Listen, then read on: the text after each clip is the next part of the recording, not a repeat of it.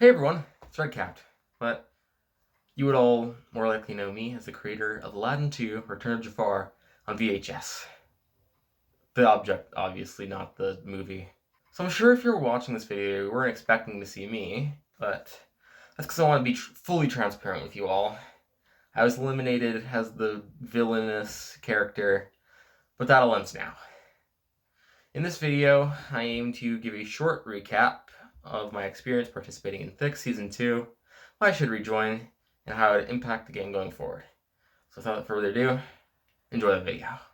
I should start with a little context onto how I got to making this video. On November 2nd, 2024, a person on YouTube posted a video talking about this object camp called Wall. Now, I liked object shows, and I've heard of object camps before, but I never actually joined one. So I clicked the link in the description, I was about to sign up, when I realized something. What character do I sign up with? I had a list of 100 character ideas because I have no life, but none of them seemed appealing.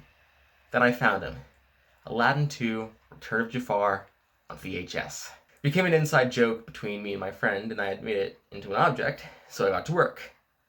This is the first drawing that I made of Aladdin 2 Return of Jafar on VHS. It's not great.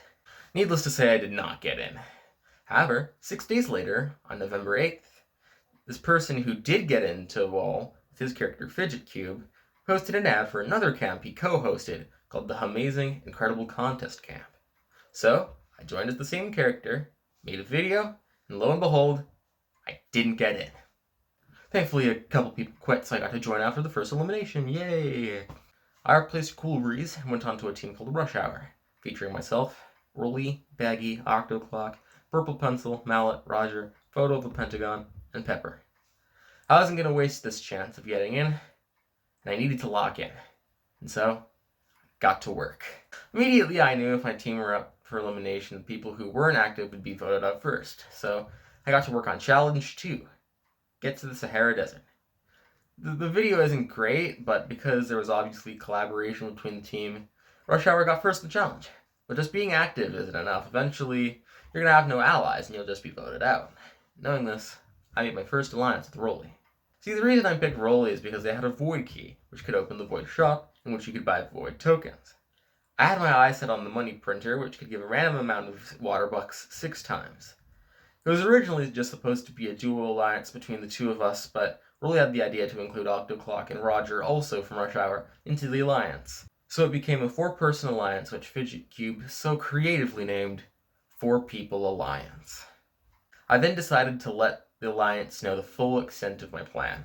If someone were to give me 5 water bucks, I could buy a 1-block jump token, Rolly could open the Void shop, and then I could sacrifice the 1-block jump token along with some of the other tokens I started out with to purchase the money printer and split the profits with the people in the alliance. With cash now flowing through my veins, the next couple challenges were a breeze. A cool breeze. Also, this won't be important until later, but during this time is when I formed an alliance with Red Jam Toast, RJT for short, and Fidget Cube named the Replacements Alliance because me and him replaced those 2 people at the start of the game. But soon after, Rush Hour was no more, and the last messages in the team chat were this. It's time to make a trio. So the 4 People Alliance split into duos, with myself partnering with Roger and picking up Military Helmet along the way to form a trio name with logo. I then promptly went inactive, only not getting up for elimination from Random Chance, and Roger. After the short-lived trio phase, I form a new team with the members of my trio, Mallet, and new replacement Big Grape called Cannon Fodder. And after some easy challenges, I realized I could have easily coasted and taken not being up for elimination. That wasn't enough for me. I wanted blood. What better way to get blood on my hands than to get a huge competitor on another team? After doing somewhat minimal research, I concluded that Kyle Laurier was the biggest threat still in the game. She got super far in every other camp I saw her in, and she had an extremely tight connection with RJT. So, in a truly villainous play, I bought 9 copy tokens to copy my singular vote on Kala and convinced RJT, using our alliance, to not use an immunity token on her, guaranteeing her elimination and burning my bridge with RJT. The funny thing is, I actually only needed to use one copy token. It turns out that other people wanted to call Laurier out, and I just didn't know. But whatever, I got her up. Surely this will not come back to bite me. Surely she will not rejoin 2 challenges from now. Shite. So it turns out there was a rejoin and my dastardly plan was all for naught, which is very bad. But it doesn't matter now, because I'm on a new team with Rolly, Military Helmet, Duster, other people who replaced people who quit just before the Trios phase, and Xanthus and Dumb Aw Pumpkin, and Slurpee, who just replaced someone just after the Trios phase, on a team creatively named Team B. And even though those last 2 names were inactive and got purged because of there being no more replacing people, I still was yet up to be for elimination. I even made some more alliances to spread my influence a little. I made an alliance between Duster, Xanthus, and Nirvana Nevermind album that fell through as soon as Duster and Xanthus were eliminated. I saw the alliance name Fidget had decided on. It was Alliancy. So going into the next alliance that I made with We Homebrew Channel and Leo, I knew that I would not trust him to make any more alliance names, and so I decided on the Duds. I even made my own logo for it. Look at that. I'll be completely real.